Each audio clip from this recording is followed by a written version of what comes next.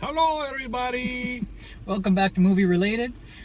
We just watched Red Notice on Netflix. We did. And it's really weird because we watched it the day it came out instead of 2 months later. Yeah, that's kind of cool. Hey! That's a win.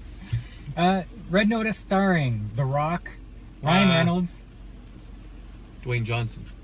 The Rock is his wrestling name. Dwayne Johnson, Ryan Reynolds, and Wonder Woman. And That's her wrestling name. I'll tell you all about it right after this.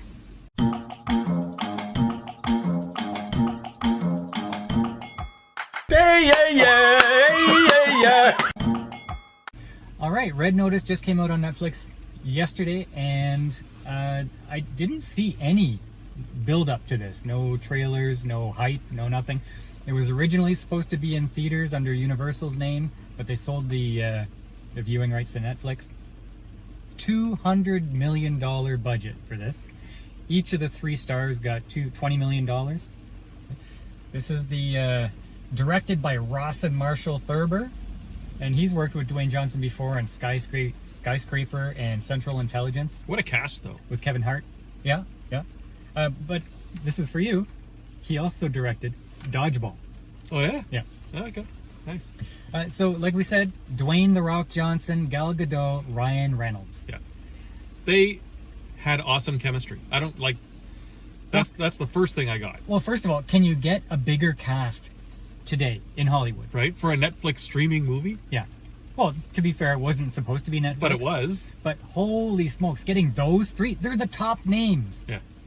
So, okay, great start. What's the plot? I'll let you do it this time. You want me to do the plot? Okay, so there is... Okay, so Ryan Reynolds plays top thief in the world, just like he would be the, top bodyguard in the world in the other series. Anyway, top thief in the world, and there's another thief that is sort of one step better than him, called the Bishop. And she's played by Gal Gadot, right? And so they are looking for these 3 eggs, the MacGuffins. And these eggs are Cleopatra's eggs. And that they were sort of separated after, they were separated after, the Egypt thing. And then, so the person that brings all 3 eggs to this, multi-billionaire will get, what was the payout? I don't know, lots and lots of money. Lots of money, right? So hundreds of millions. And because he wants to gift those to, I think, his daughter? Yeah. And so FBI agent is framed, like the FBI agent that is after this, Ryan Reynolds is framed, played by The Rock. And so they have to sort of go on the lam together and try to find these eggs and arrest the Bishop to clear The Rock's name. Mm-hmm. Right? So that's basically what it is. And the one thing that's the big glitch in the whole thing is they don't know where the 3rd egg is. Right. That one has never, ever in history been found.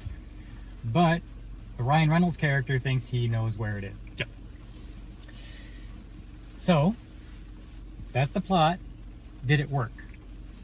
I'm gonna say yes. I enjoyed the movie. There were some holes, but all in all, I thought this is entertaining. This is an entertaining one. If I had watched this in the theater, I wouldn't have been disappointed. Okay. To me, it felt like going back and watching something from the early 90s. It absolutely was. Just it's not something that's going to make its $200 million budget back, but it was a fun ride that's going to be forgotten. Oh, yeah. Yeah, this is not one of the memorable, it's not Jurassic Park or anything. It's not, they tried to make a sort of a small reference to Indiana Jones when they were going through the, with the music. Yeah, but, so he whistled. Even they have little Easter eggs throughout the whole thing. There's a crate on in the bunker where the Nazis stored all of their artifacts.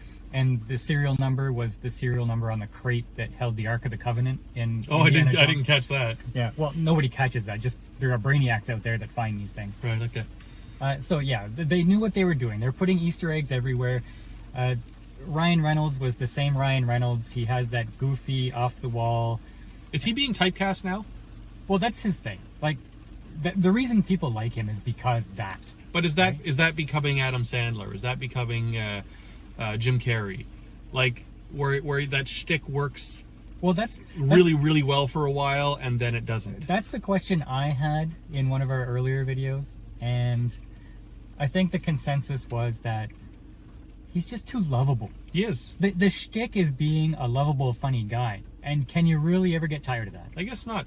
I guess with Adam Sandler and Jim Carrey, their thing was doing something slightly annoying.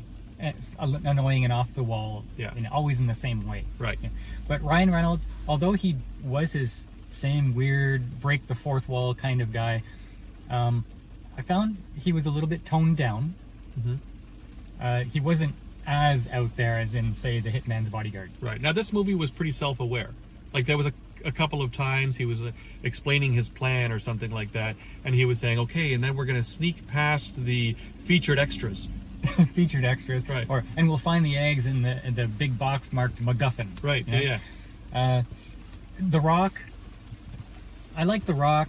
He's charming, but you know what? When you have The Rock, the reason you have The Rock is he's huge, right? And there's this part in the movie, without spoilers, that he is confronted with another big bad guy, and then The Rock stands up to confront him, and I expected to see a bit of a size difference. It wasn't much. wasn't much, but you figured, okay, now The Rock is going to be The Rock, and no, he doesn't really do anything that's rockish. His character is very understated. I didn't get what I wanted from The Rock in this. Okay. Yeah. Gal Gadot.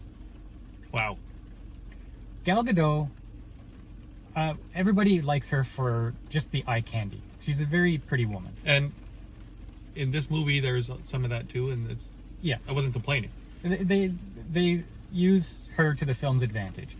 But in this one, rather than being the Wonder Woman character, who's always understated, she was playful and flirty. Mm-hmm. And I thought that was refreshing to see a fun side of her. Yeah. So that was great. The chemistry between them, that was all right. I thought the chemistry was great. I thought all the actors worked well together. But I just couldn't get away from this feeling like the early 90s movie, like, say, Tom Cruise and Cameron Diaz in Night and Day. Okay? You can't remember it. No. It was a fun movie at the time. Comedy, action, but you just forget about it after.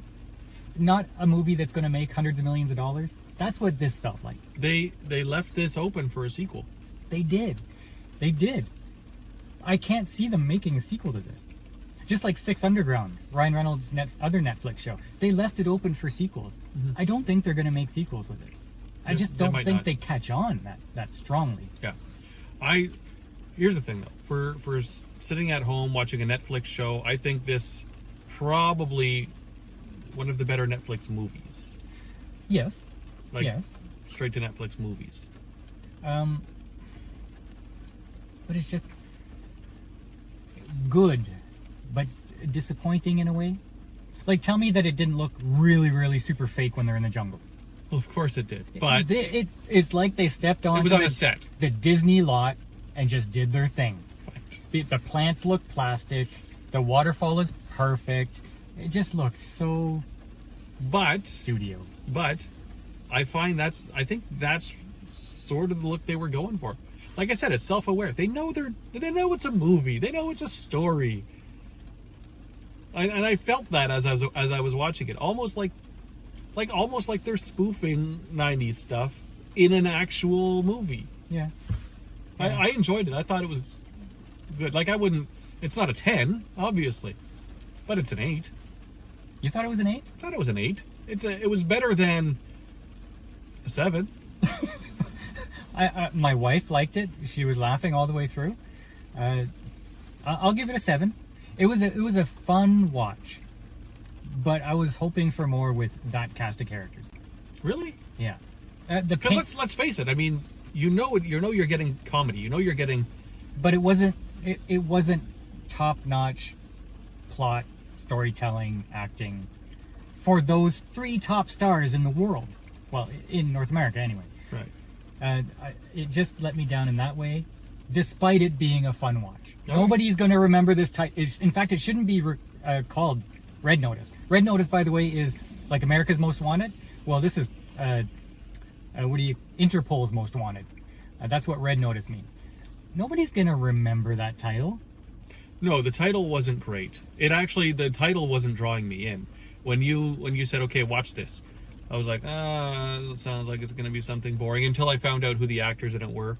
And then I was like, okay, well, maybe I can... Like, it should have been called, like, Backstab or Long Con. Double Cross. Or Double... Yeah, that's a good one. Yeah. But, anyway, do I think you should watch it? I do think you should watch it. 7 flaming pickles.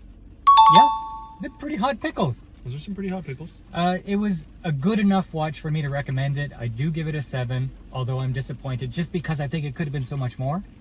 And you obviously think it's a must-watch. I think it's an... I mean, his wife also was expecting more. So... Shut up. But go ahead, give it a watch. I think it is. I think it's like a must-watch anyway, for as far as the things on Netflix go. Yeah, it's probably one of the better things on Netflix right now. Anyway, thanks for tuning into Movie Related, and we'll see you next time.